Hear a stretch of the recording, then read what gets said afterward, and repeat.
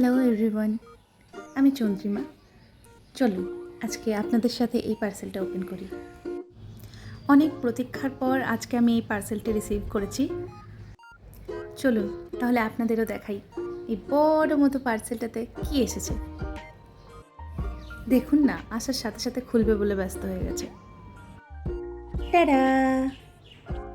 আমার তো ভীষণ পছন্দ হয়েছে ঠাকুর আসনের জন্য এই ছোট্ট একটা। আর জানেন তো, এটা এসেছেও রেডিমেড একদম।